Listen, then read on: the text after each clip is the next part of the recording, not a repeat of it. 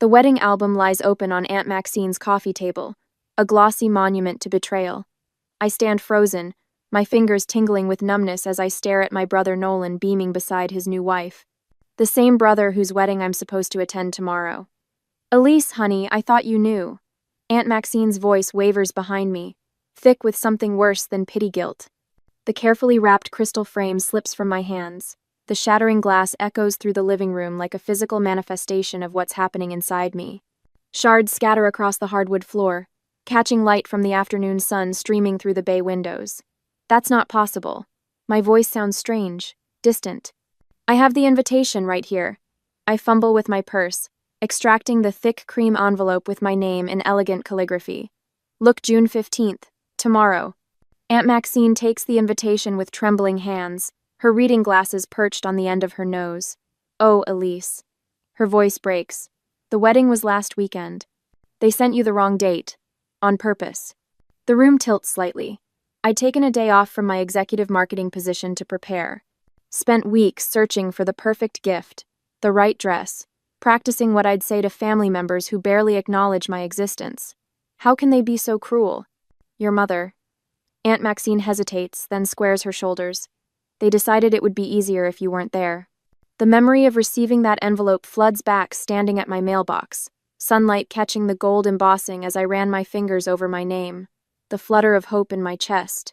Maybe this invitation meant healing. Maybe they finally wanted me there. I remember the family dinner 2 months ago when Nolan announced the engagement, the way his eyes swept the room, connecting with everyone except me. Still, I'd smiled, offered congratulations, pretended not to notice.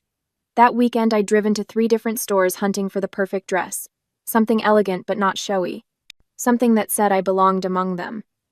The saleswoman had commented on my glowing smile as I stood before the mirror, heart light with hope. I kneel now, carefully gathering shards of broken crystal. When Aunt Maxine moves to help, I shake my head. "Let me." My hands tremble, but my voice has found its steadiness. They've always treated me like I was invisible. Now they've made it official. For once, I don't search for explanations to soften what they've done. Don't create excuses for their cruelty. Something shifts inside me, a tectonic plate finally breaking free after years of pressure. I stand taller, meeting Aunt Maxine's tearful gaze. "I fought with your mother about this," Aunt Maxine says, wringing her hands. "I told her it was wrong, cruel even, but she overruled me, said you'd just bring up uncomfortable topics, ask embarrassing questions." I almost laugh. Uncomfortable topics like the thousands of dollars I've quietly funneled to keep the family lake cottage from foreclosure through my holding company. Embarrassing questions like why my brother's business failures are always forgiven while my successes are dismissed. I've spent years trying to earn my place in this family. I wrap the broken pieces in the gift paper, the festive pattern now seeming like another mockery. I thought if I achieved enough, helped enough, they'd finally see me. Aunt Maxine reaches for my hand, her papery skin cool against mine. "Some people can't see what's right in front of them, Elise. Not won't, can't." The quiet realization settles over me. No achievement would ever be enough. No sacrifice would make them truly see me. I've been trying to earn what should have been freely given, and in doing so, I've allowed them to determine my worth. I look at the album again, at all those smiling faces celebrating without me. My absence was so complete they didn't even need to edit me out. They'd made their choice long before this wedding. Perhaps it was time I made mine. And I will. I will show my family who I am. I will not be invisible anymore. The next day, the steering wheel feels slick under my palms as I pull into my parents' circular driveway. Their Tudor-style home stands proud against the afternoon sky, its manicured hedges and gleaming windows betraying nothing of the betrayal within. I kill the engine but remain seated, watching through the bay window as they lounge in the living room, surrounded by wedding photos. My mother's laugh floats through the partially open window, the same delicate, tinkling sound I'd spent decades trying to earn. My father leans back in his leather recliner, looking more relaxed than I've seen him in years. And Nolan, my golden child brother, stands by the mantel holding up a large wedding portrait, his voice carrying clearly across the lawn. Best decision we made was making sure she wasn't there to ruin everything like always. A wave of nausea rises as I grip the door frame, knuckles white against the polished wood. They continue laughing, flipping through album pages, completely oblivious to my presence. 3 minutes pass before my mother finally notices me standing in the entryway. Her champagne glass disappears behind a silver-framed photo with practiced subtlety. Elise. Not a question, not a greeting, just acknowledgement of an unexpected intrusion. The wedding was last weekend. My voice sounds steadier than I feel. You sent me the wrong date, on purpose. Nolan doesn't even look up from the album. I needed one perfect day without you. The simplicity of his statement hits harder than any angry defense could have. No denial, no pretense. You've always disrupted our peace, Elise. Mother adjusts her pearl necklace, a nervous habit from childhood. Can't you understand we needed one special occasion without your intensity? Father remains silent in his recliner, eyes downcast, studying his hands as if they hold secrets only he can decipher. His silence speaks volumes, tacit approval wrapped in cowardice. I step further into the room, noting how they occupy the comfortable seating while I stand.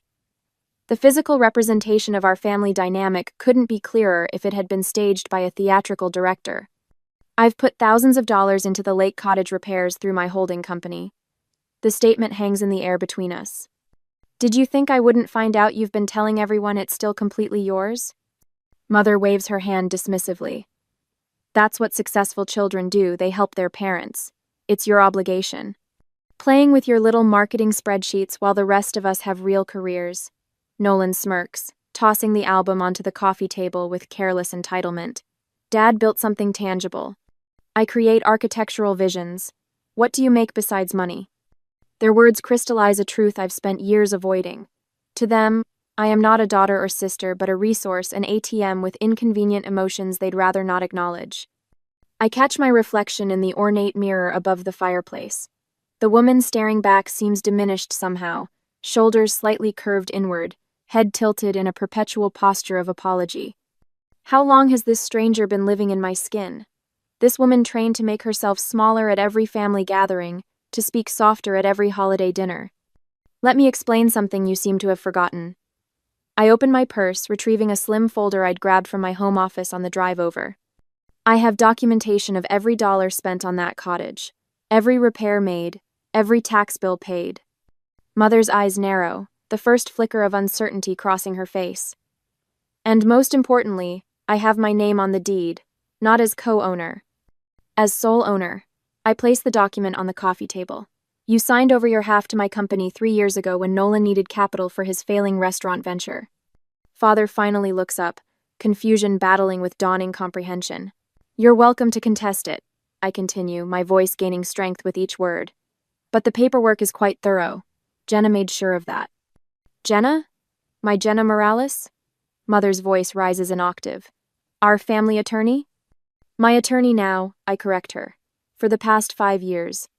15 minutes later, walking back to my car, hands trembling but steps steady, I wonder if I should immediately cut all financial ties or gradually withdraw support to give them time to adjust. The swift justice of immediate action tempts me, but would that make me as callous as they had been? What would you do when you discover the people who should love you have only been using you all along? I start the engine, the quiet purr somehow steadying my racing heart.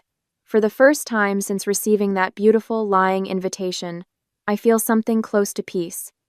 Perhaps the most important wedding wasn't Nolan's after all, but my own marrying the woman I am to the woman I've always been capable of becoming. That same day, my phone buzzed for the 5th time in an hour. Another cousin I haven't spoken to since last Thanksgiving, suddenly concerned about my mental health. Mother's been busy. Elise, honey, we're worried about you. Uncle Robert's voice crackles through the speaker. Your mother says you've been making some wild accusations. I press my fingertips against my temple.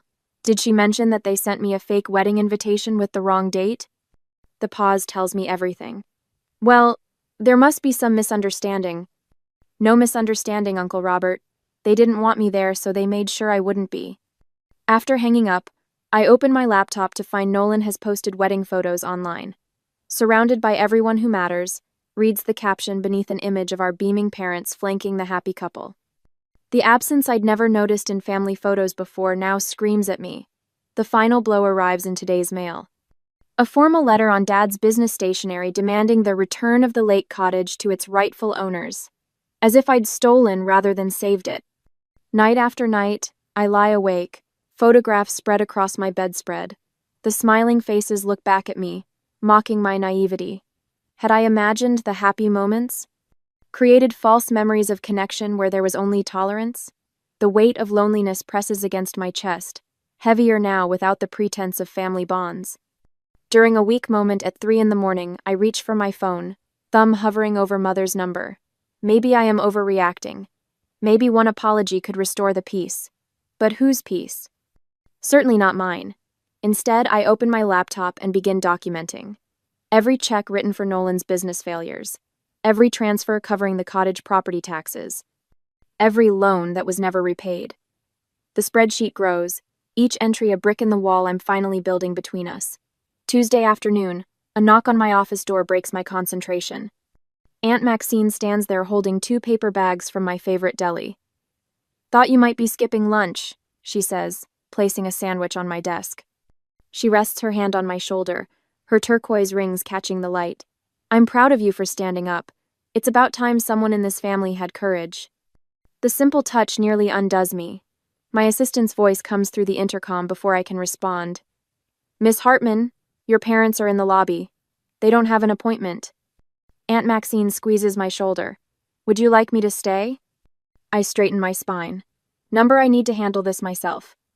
When they enter, Mother immediately produces tears, mascara perfectly intact despite them. "How could you abandon your family? We've always been there for you." Father stands rigid beside her. "The cottage has been in our family for generations. You have no right." They remain standing while I stay seated behind my desk, no longer jumping to attention when they enter a room. "That cottage hasn't been in our family for years." I say, voice steadier than I expected.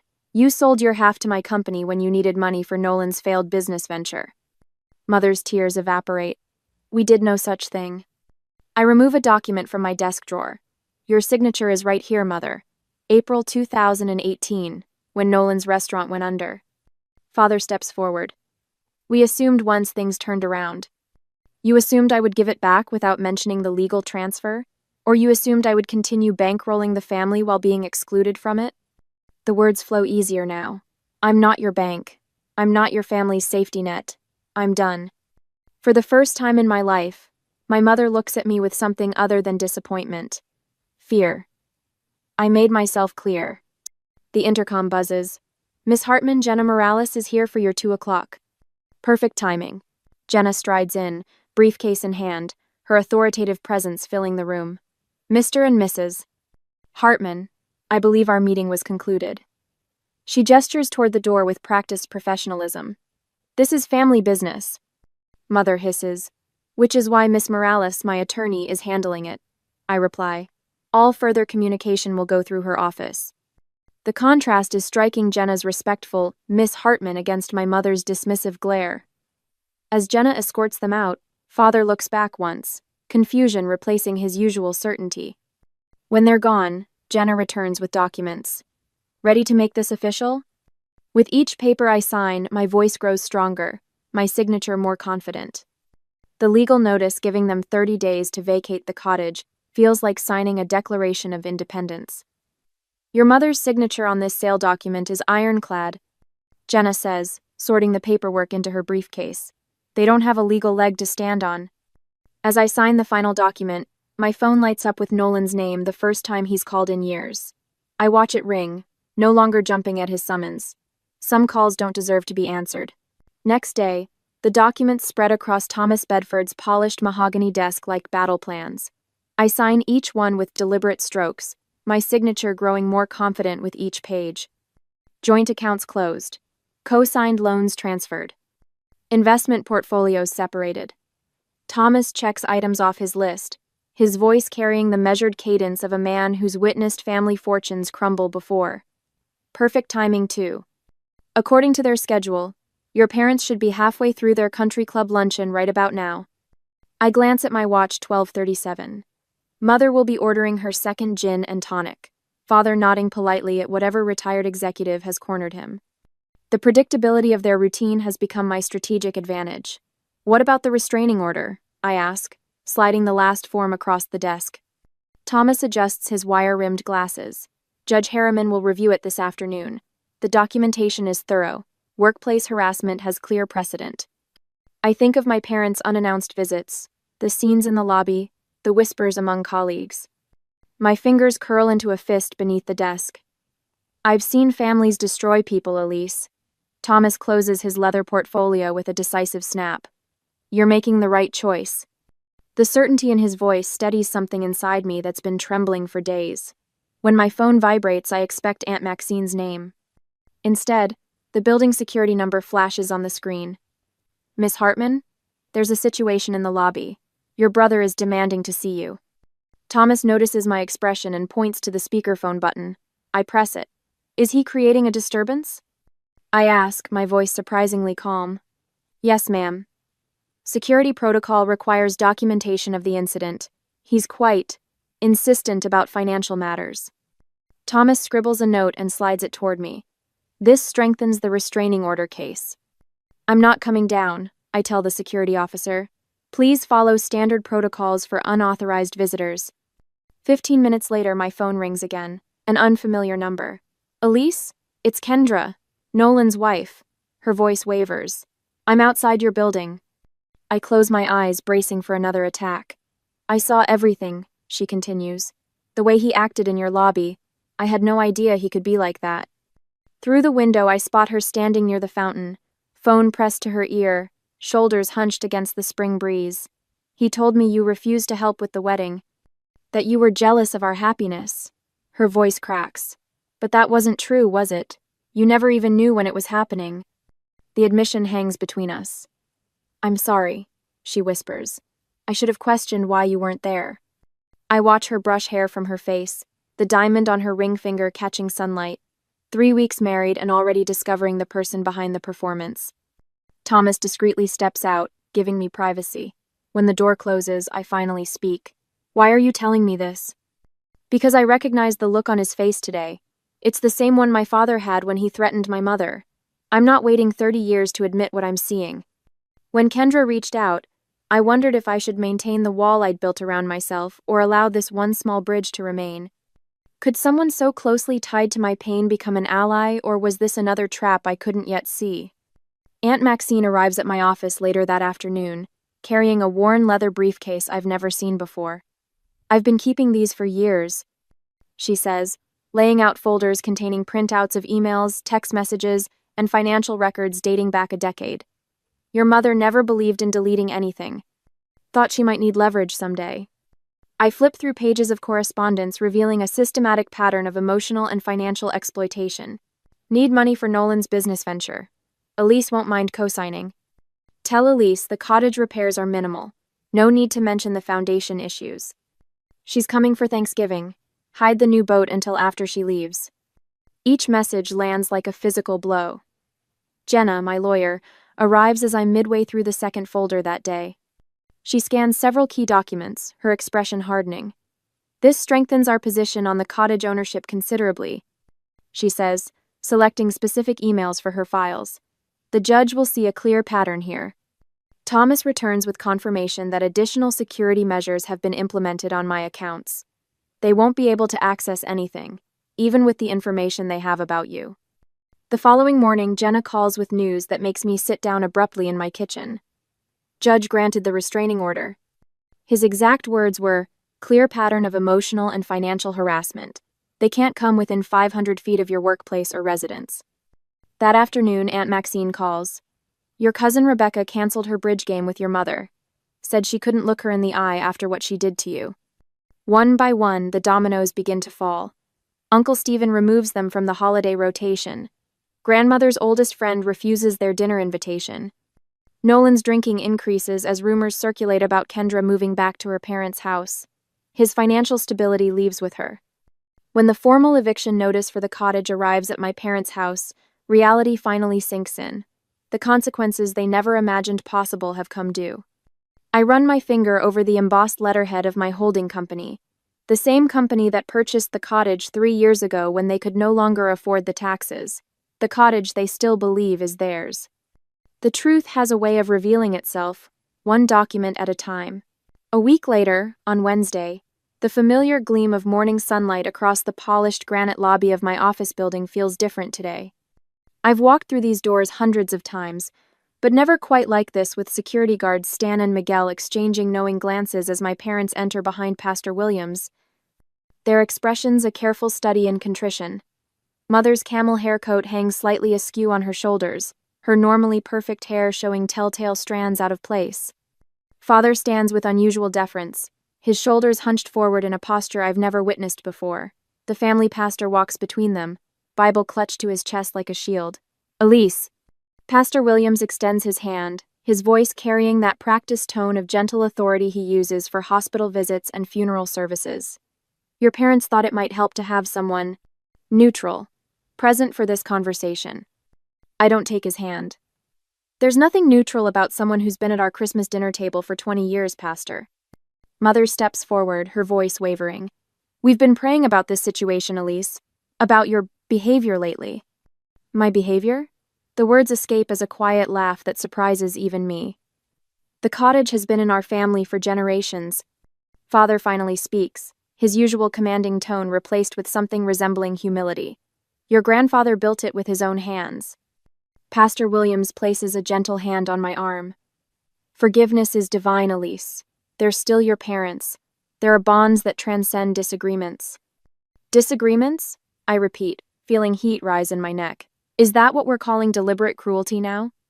Think about what people at church will say, Mother whispers, glancing around the lobby as if congregation members might materialize beside the potted ferns. Families shouldn't air their difficulties in public. The Thornton girl just went through something similar with her parents. Everyone's talking. I straighten my spine, feeling a strange lightness spread through my chest. I've been promoted to creative strategy director, Pastor. Did they mention that when they asked you to come? Or that my team just landed the Richardson account? The pastor blinks, clearly thrown off script. That's wonderful news, Elise. Congratulations. I reach into my leather portfolio and remove 2 envelopes, placing them side by side on the reception desk. This is the invitation to Nolan's wedding I received. And this is the real one Aunt Maxine showed me afterward. Pastor Williams peers at them, confusion creasing his forehead as he notes the different dates. They sent me the wrong date on purpose so I wouldn't attend my own brother's wedding. My voice remains steady, a revelation in itself. This wasn't a misunderstanding or an oversight. It was deliberate exclusion.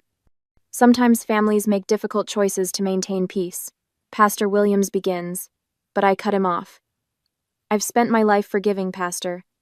I've turned the other cheek so many times I've been spinning in circles. Now I'm spending it living. I lock eyes with him directly. Did they tell you about the lake cottage? How I've been making the payments for 8 years while they pretended it was still theirs? Or how they've needed financial assistance every time Nolan starts a new business venture? Or perhaps they mentioned how they forgot to invite me to Thanksgiving dinner 3 years running but remembered to call when they needed their roof replaced. The pastor's expression shifts, the certainty in his eyes wavering as he glances between my parents. Elise, after all we've sacrificed for you. Mother interjects, tears gathering at the corners of her eyes. I turn to face her fully, standing taller than I ever have in their presence. Name one sacrifice you've made for me that wasn't actually for Nolan. The silence stretches between us, becoming their answer. I pick up a manila envelope from the reception desk and hand it to my father. These are all the family photos I kept. The ones where you cropped me halfway out or where I'm standing slightly apart. I've been holding on to them, thinking someday I'd feel like I belonged in those frames. Father takes it automatically, his fingers trembling slightly. I'm releasing myself from the obligation of being your daughter. I say, the words bringing an unexpected rush of oxygen into my lungs. You're free from having to pretend I matter to you. You can't just stop being family, Mother says, her voice rising. After all, we've sacrificed for you. You already said that. I hold her gaze, still waiting for an example. Stan steps forward from his security desk, his presence a quiet reminder that this confrontation has an audience. Everything all right here, Miss Hartman? Yes, Stan. My visitors were just leaving. This isn't over, Elise, Father says, clutching the envelope of photos. Actually, it island. I turn toward the elevator banks. Stan will show you out. I don't look back as the elevator doors close behind me, cutting off the sound of my mother's protests. The sensation of lightness continues spreading through my chest, replacing the familiar weight I've carried for decades. 2 weeks later, the news reaches me through Aunt Maxine. Nolan has lost his job. his marriage already showing cracks under financial pressure. I feel nothing but a distant pity, like observing strangers through a rain-streaked window. The first letter arrives at my office the following Tuesday. The envelope bears my father's distinctive handwriting, precise capitals with flourished edges. I place it on my desk beside my coffee, studying it as steam rises between us. My finger traces the edge of the seal, not yet breaking it. Inside might be more manipulation, more guilt, more demands disguised as family obligation, or perhaps something else entirely. I haven't decided whether to open it yet, and that choice, I realize, is the most valuable thing I've gained. A year later, the morning sun streams through the floor-to-ceiling windows of my lake house office, casting golden patterns across the hardwood floor. My photographs line the walls, landscapes I captured during weekend trips when I stopped waiting for invitations that never came. No family portraits here, just moments that belong solely to me.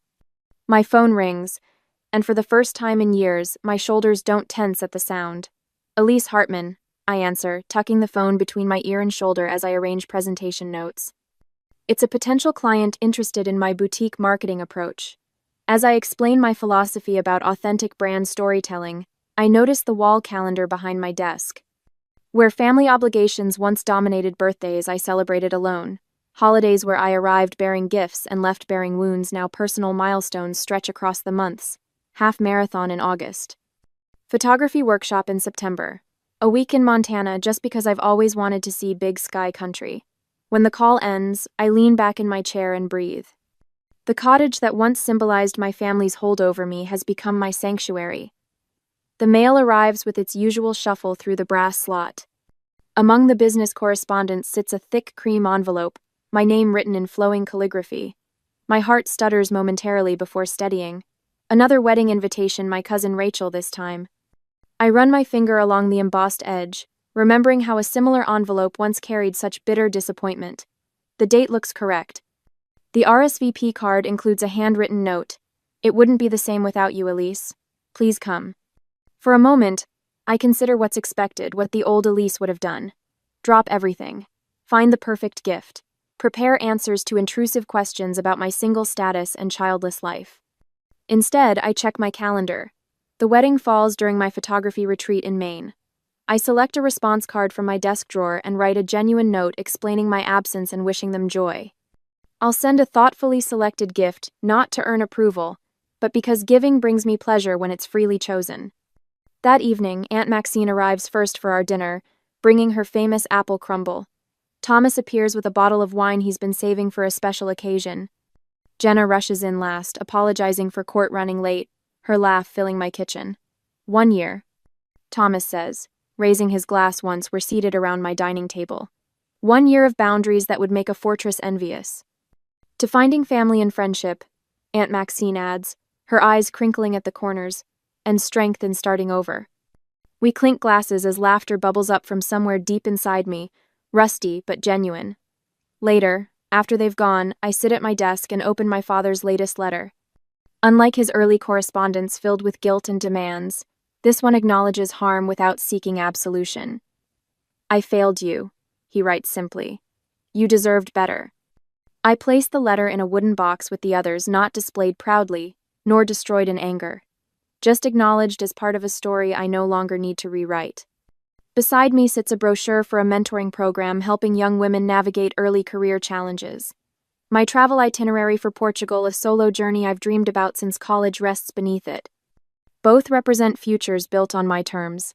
As I close the box of letters, I wonder if healing means reconciliation or simply peace with the past. Is family defined by blood, or by those who treat your heart with care? Some bridges burn for a reason, while others can be rebuilt stronger than before. What would you choose? The comfort of what's familiar or the promise of what could be?